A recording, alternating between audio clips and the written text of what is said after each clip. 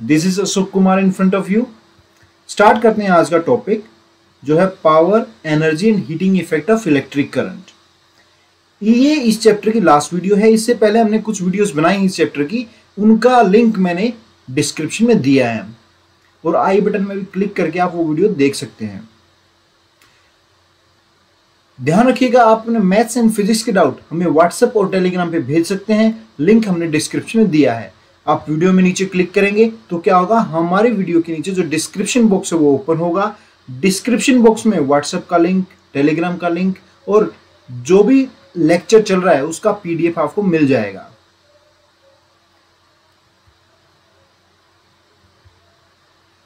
Heating effect of electric current. देखिए, ये एक सर्किट है जिसमें मैंने 3 ऑपरेटर्स यूज किए। एक एलईडी बल्ब है, एक रजिस्टर है और फैन है। यहां पे हो क्या रहा है, जो भी एनर्जी सेल के पास थी वो एनर्जी कहां जा रही है, सर्किट के अंदर फ्लो कर रही है और ऑपरेटर्स क्या कर रहे हैं, डिवाइसेस उसको कंज्यूम कर रहे हैं। For example, let's say chemical energy of cell is getting converted to light energy in LED bulb. It is converting into rotational energy in case of fan, and it is converting into heat in case of resistor. Means one form of energy is converting in other form of energy. यहाँ पे क्या, chemical energy of cell is changing into other form of energy. आपने ये device भी देखा होगा जिसको electric heater बोलते हैं। जब मैं इस हीटर को सप्लाई के साथ कनेक्ट करता हूं तो क्या होता है, it get start heating up. ये हीट होना स्टार्ट हो जाता है, it becomes red hot. So we can say when current flow through any device और resistor, the device start heating up. This is known as heating effect of current. ठीक है, अब देखिए यहां पे इस फिगर में आपको दिख रहा है chemical energy changing into other forms of energy. लेकिन जब क्या हो, सर्किट प्योर रेजिस्टिव हो, मींस रेजिस्टेंस के अलावा कुछ ना हो वहां पे, तो यहां पे क्या होगा, chemical energy will convert into heat energy. ठीक है, चलिए आगे प्रोसीड करते हैं। अगर आपको वीडियो पसंद आ रहा है तो लाइक कीजिएगा, सब्सक्राइब कीजिएगा और प्रेस द बेल आइकन ताकि आपको नोटिफिकेशन सबसे पहले मिल जाए। हम हीटिंग इफेक्ट ऑफ करंट जो पढ़ रहे हैं उसका मैथमेटिकल एक्सप्रेशन देख लेते हैं।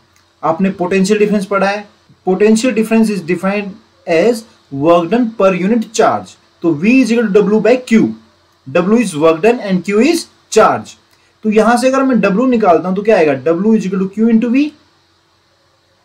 ठीक है, work done by the battery is equal to the energy used by the device और रजिस्टर। तो यहां वर्क डन को मैं एनर्जी भी लिख सकता हूं, E is equal to Q into V। Energy can be heat energy, it can be light energy, it can be anything. In this case this energy is heat energy. So I will write H is equal to Q जो होगा वो IT होगा। Current is rate of flow of charge. तो वहां से अगर Q की value निकालूंगा तो Q की वैल्यू आएगी IT और V की ओम्स लॉ से आएगी I into R। So H will becomes I square RT। This is the formula for heating effect. This is known as Joule's law of heating. This is known as Joule's law of heating. यहां पे मतलब क्या है इसका, ये जो formula हमने बनाया H is equal to I square RT, this implies that heat is directly proportional to the square of the current flowing through the circuit. जितना करंट सर्किट में फ्लो कर रहा है उसके स्क्वायर के डायरेक्टली प्रोपोर्शनल हीट है। Means अगर current बढ़ेगा तो हीट एनर्जी प्रोड्यूस्ड भी बढ़ेगी। ठीक है, अगर करंट घटेगा तो हीट एनर्जी प्रोड्यूस्ड भी घटेगी। Second, heat is also directly proportional to the resistance. अगर किसी सर्किट का रेजिस्टेंस ज्यादा है तो वहां पे हीट प्रोड्यूस्ड ज्यादा होगी, अगर किसी सर्किट का रेजिस्टेंस कम है तो वहां पे हीट प्रोड्यूस कम होगी। And the last is heat produce is directly proportional to time. Means अगर आप किसी डिवाइस को, लेट्स से इलेक्ट्रिक हीटर को 10 सेकंड के लिए चलाएंगे तो हीट प्रोड्यूस्ड कम होगी, उसी को अगर आप 1 घंटे चलाएंगे तो हीट प्रोड्यूस क्या होगी, ज्यादा होगी। मींस अगर टाइम ऑफ ऑपरेशन ज्यादा है तो हीट प्रोड्यूस भी क्या होगी, ज्यादा होगी। ठीक है, joules law of heating implies H is directly proportional to the square of the current, H is directly proportional to the resistance, and H is directly proportional to the time. इसीलिए formula क्या बना, H is equal to I square R T. ठीक है, clear है? Okay, एक numerical है छोटा सा, उसको सोल्व कर लेते हैं। आपकी बुक एनसीईआरटी में दिया है, क्वेश्चन नंबर 2 है ये। Compute the heat energy generated while transferring 96,000 coulomb of charge in 1 hour through a potential difference of 50 volt। चलिए गिवन क्या हो लिख लेते हैं, चार्ज हमें गिवन है, टाइम हमें गिवन है 1 आवर, तो उसको कन्वर्ट करते हैं सेकंड में। तो 1 घंटे में कितनी सेकंड होती है, 3600 सेकंड होती है, 3600 seconds. Okay, and potential difference is 50 volt. हमें हीट एनर्जी जनरेटेड निकालनी, हीट का हमने अभी भी फॉर्मूला पढ़ा, हीट हमें निकालनी है, तो हीट का फॉर्मूला हमने पढ़ा था H is equal to V I T और I square R T. V I T है तो यहां पे क्या, V की वैल्यू हमें पता है 50 वोल्ट है, I की वैल्यू हमें नहीं पता, T की वैल्यू हमें पता 3600 है। T की वैल्यू कितनी है, 3600 है। तो यहाँ पे I की वैल्यू नहीं पता, तो I के लिए क्या कोई फॉर्मूला हम पुट कर देंगे। तो यहाँ पे I की जगह हम फॉर्मूला रखें Q बाई टी। तो ये क्या है, V is equal to Q by T into T.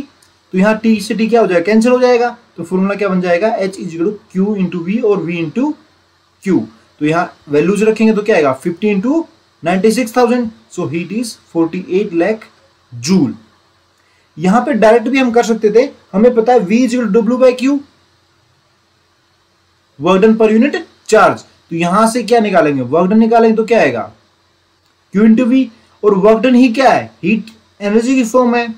Work done by the battery is equal to the energy consumed in the circuit. और यहां पे एनर्जी कौन सी है, हीट एनर्जी। तो H is equal to Q into V। यहां से भी हम फॉर्मूला लगा के ये आंसर निकाल सकते थे। चलिए आगे बढ़ते हैं। Practical application of heating effect, एक बहुत ही बढ़िया एग्जांपल है इलेक्ट्रिक फ्यूज। बहुत ही इंपॉर्टेंट टॉपिक है। इलेक्ट्रिक फ्यूज क्या होता है, एक सेफ्टी डिवाइस होता है। It is a safety device used in series with the appliances to protect them from heavy current. देखिए कोई भी अप्लायंस देख लेते हैं, पहले फ्यूज होता कैसा, ये फ्यूज है, इलेक्ट्रिक फ्यूज है। क्या करते हैं, कोई भी अप्लायंस हम यूज करते हैं, जैसे इन्वर्टर यूज करते हैं, वॉशिंग मशीन यूज करते हैं, फ्रिज यूज करते हैं, टीवी यूज करते हैं, तो वहां पे क्या यूज किया जाता है, ये इलेक्ट्रिक फ्यूज यूज किया जाता है। जहां मेन सप्लाई आती है पहले वहां इलेक्ट्रिक फ्यूज को हम लगा देते हैं। इससे फायदा क्या होता है, फायदा यह होता है अगर करंट ज्यादा जाता है तो ये ब्रेक डाउन हो जाता है। Let's say this is electric fuse. Electric fuse है तो इसमें क्या होगा, करंट विल स्टार्ट फ्लोइंग। अगर करंट ज्यादा हो जाएगा तो क्या, it will break down, it will break down. अगर ये ब्रेक हो जाता तो फिर क्या है, means no current will flow through the circuit. तो क्या हो जाएगा, जो डिवाइस है हमारा जो कि काफी प्रीसियस है, महंगा है, वो बच जाएगा। ये आपने फ्यूज देखा होगा, ये फ्यूज लगाते हैं हम घर की सप्लाई के अंदर। घर की जो मेन सप्लाई होती है उसके अंदर इस फ्यूज को यूज किया जाता है, ताकि अगर ज्यादा करंट आ जाए तो हमारे घर में जितने भी अप्लायंसेज हैं वो सेफ रहें और इलेक्ट्रिक फ्यूज बर्न आउट हो जाए। ठीक है, इलेक्ट्रिक फ्यूज बर्न क्यों होता है, due to the over heating, that is called heating effect of current. ज्यादा करंट आएगा तो क्या है, हीट एनर्जी ज्यादा प्रोड्यूस होगी, because H is directly proportional to the square of the current. अगर करंट ज्यादा होगा तो हीट एनर्जी प्रोड्यूस भी क्या होगी, ज्यादा होगी। अगर हीट एनर्जी ज्यादा है तो वो मेल्ट हो जाएगा। So this will act as a safety device. और कुछ एप्लीकेशंस हैं हीटिंग इफेक्ट ऑफ करंट की। So devices are hair dryer, इसके अंदर भी क्या होता है, रेजिस्टेंस वायर होता है जो गर्म होकर गर्म हवाएं फेंकता है। ठीक है, इलेक्ट्रिक बल्ब, ये जो इलेक्ट्रिक बल्ब होता है pure heating effect of current के ऊपर ही काम करता है। इसके अंदर जो फिलामेंट होता है वो टंगस्टन का बना होता है। टंगस्टन का केमिकल फॉर्मूला जो होता है वो W होता है। ठीक है, ये टंगस्टन का बना होता है। तो जैसे ही करंट फ्लो करता है तो टंगस्टन गर्म होके चमकने लग जाता है, it will give out light energy, it will give out light energy. ठीक है, लेकिन ये इलेक्ट्रिक फ्यूज की तरह मेल्ट नहीं होगा। क्यों, क्योंकि इलेक्ट्रिक फ्यूज उस मटेरियल का बना जाता है जो जल्दी मेल्ट हो जाए, लेकिन टंगस्टन जल्दी मेल्ट नहीं होता, इसलिए उसको कहां पे यूज किया जाता है, इलेक्ट्रिक बल्ब में यूज किया जाता है। Okay, next device we have immersion rod. ये भी क्या हीटिंग इफेक्ट ऑफ करंट पे काम करती है, पानी गर्म करने काम आती है। An electric press, electric iron भी बोलते हैं इसको. These are some other devices which work on heating effect of current. चलिए अब हम पावर और एनर्जी के बारे में पढ़ते हैं. Electric power. Power it is defined as the rate of doing work और rate of consuming electric energy. इसको थोड़ा सा हम प्रैक्टिकली समझते हैं पावर होता क्या है. Okay, I have to persons, एक ये बॉडी बिल्डर साहब हैं और एक ये हमारे दूसरे बॉडी बिल्डर साहब हैं. Who has more power? आप फोटो देख के बता सकते हैं कि किसमें क्या है. फर्स्ट जो है उसमें पावर ज्यादा है, लेकिन क्या, चलिए एक स्टेटमेंट के थ्रू इसको समझते हैं. My question is who will complete 100 pushups first. इन दोनों में से 100 पुशअप्स कौन पहले पूरी कर लेगा. तो your answer will be first. Means his rate of doing work is more. ये जल्दी जल्दी काम कर लेता है. ठीक है, so we got it. First. Question number 2 is Who will eat 10 eggs first? इनमें से दोनों में से 10 अंडे कौन खाएगा, जल्दी खाएगा. तो first again your answer will B this one. ये ताकतवर है तो क्या होगा, ये जल्दी अंडे खा जाएगा, और ये बेचारा हो सकता है खा भी ना पाए. Okay, so means power is directly proportional to the rate of doing work, और you can say rate of consuming energy. जितनी एनर्जी वो लेगा उतना ही काम कर पाएगा. ठीक है, तो we can say power is equal to work by time और power is equal to energy consumed per unit time. इसको बोलते हैं रेट ऑफ डूइंग वर्क और रेट ऑफ कंज्यूमिंग एनर्जी. ठीक है, ओके, आगे प्रोसीड करते हैं. If I will put the formula for work done, it is Q into V. So यहां से क्या होगा, P is equal to V Q by T. यहां Q बाई टी क्या है, करंट है, तो I will write P is equal to V into I. तो पावर का फॉर्मूला हमारे पास आएगा P is equal to V into आई.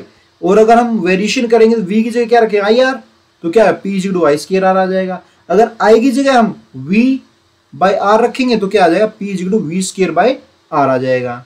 ठीक है, means we have these 3 formulas for power. Got it? Okay. Unit of power is joule per second. Work की unit क्या, joule, और टाइम की यूनिट क्या, सेकेंड. तो जूल पर सेकेंड. इसका एक फिक्स नेम भी है जिसको बोलते हैं वाट. तो unit of power is what. Bigger unit of power is kilowatt. अब हम कुछ डिवाइसेस को लेते हैं, उनकी पावर रेटिंग देखते हैं. ये एक बल्ब होता था जिसको हम पहले लाइट सोर्स की तरह यूज करते थे. आजकल हम क्या यूज करते हैं, एलईडी यूज करते हैं, CFL यूज करते हैं. देखिए इसकी पावर रेटिंग जो है वो कितनी है, 100 वाट है. पहले हम एक कमरे में लाइट के लिए 100 वाट की पावर का बल्ब यूज करते थे, but nowadays we are using only 9 वाट.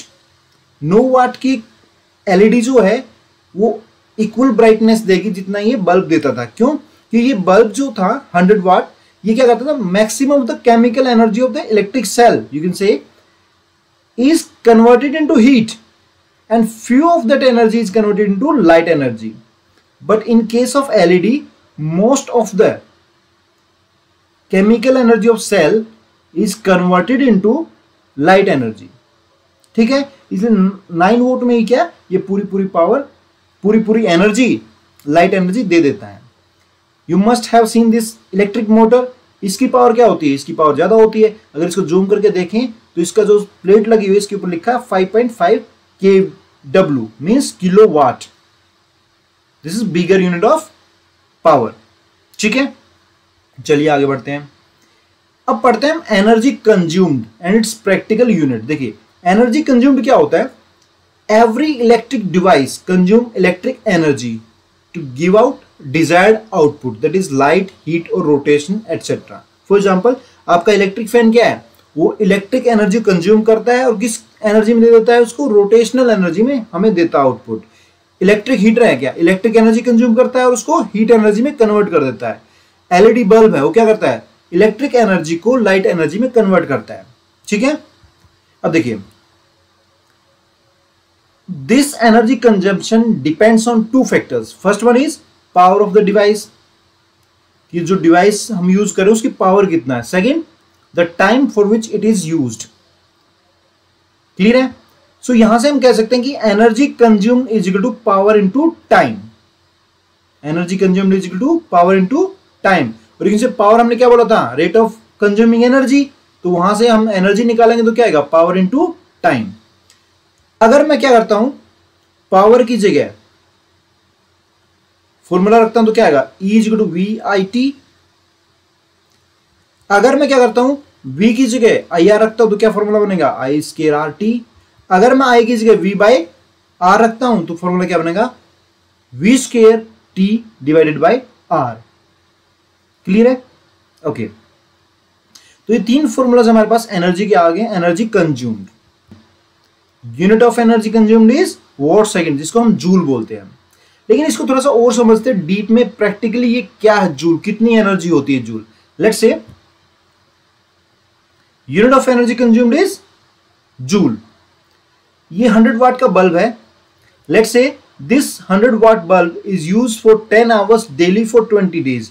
20 दिन तक 10 घंटे लगातार, मीन्स आज भी 10 घंटे इसको ऑपरेट किया, कल भी 10 घंटे, परसों भी 10 घंटे मैंने ऑपरेट किया है। इस तरह करके मैंने 20 दिन तक इसको लगातार यूज किया है। तो गिवन हमारे पास क्या है, पावर गिवन है 100 वाट और टाइम गिवन है क्या, 20 इंटू 10 इंटू 3600। क्या किया हमने, टाइम को पूरा सेकंड में कन्वर्ट कर लिया। किस में कन्वर्ट कर लिया, सेकंड में, because unit of energy is watt second, watt hour नहीं है, वाट सेकंड। ठीक है, तो यहां से energy consumed is 100 into 20 into 10 into 3600। So E is equal to 7 crore 20 lakh joule. देखिए, एक इलेक्ट्रिक बल्ब है 100 वाट का, उसको मैंने 20 दिन यूज किया घर में, तो क्या मेरी यूनिट कितना है, एनर्जी कितना आया, 7 करोड़ 20 लाख जूल एनर्जी आया।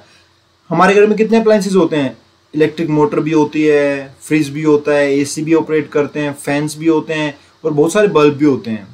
Many things are there. तो क्या होगा, जो हमारी एनर्जी कंज्यूम्ड होगी वो क्या होगी, हंड्रेड्स ऑफ करोड्स में आएगी। ठीक है, so we can say that this joule is very small unit of energy.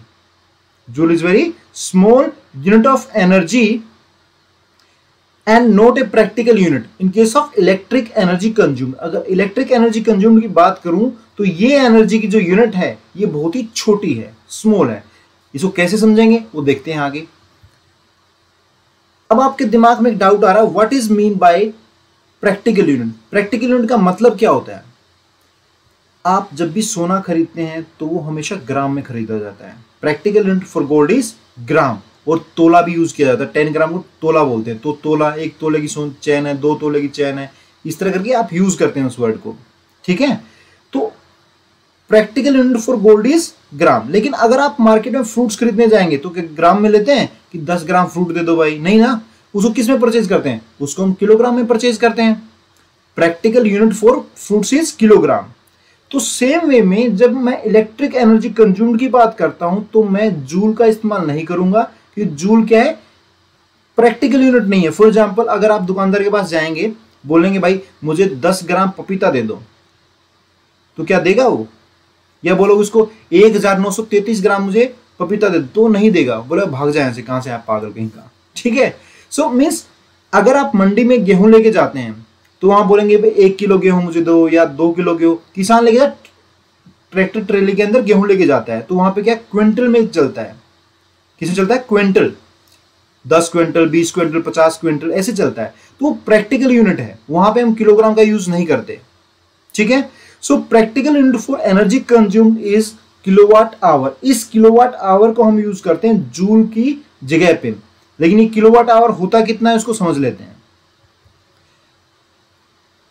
Kilowatt hour it is also known as commercial unit of energy. जो हमारे घर में आता है, 10 यूनिट खर्चा आया इस महीने 20 यूनिट आया, 50 यूनिट आया, 100 यूनिट आया, तो वो यूनिट क्या है, वो किलोवाट आवर होती है, ना कि जूल। ठीक है, और देखिए किलोवाट आवर इसको शॉर्ट फॉर्म में KWH लिखते हैं, इसको ही यूनिट बोलते हैं। लेकिन 1 किलोवाट आवर में कितने जूल होते हैं हम देख लेते हैं।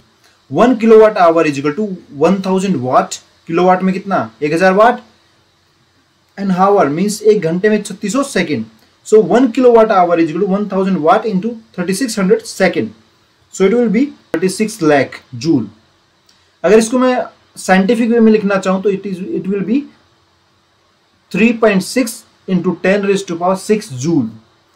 1 किलोवाट आवर में 3.6 इंटू 10⁶ जूल होती है। This is called practical unit of energy. Hope ये समझ में आया होगा। Thanks for watching, see you in the next class, bye bye.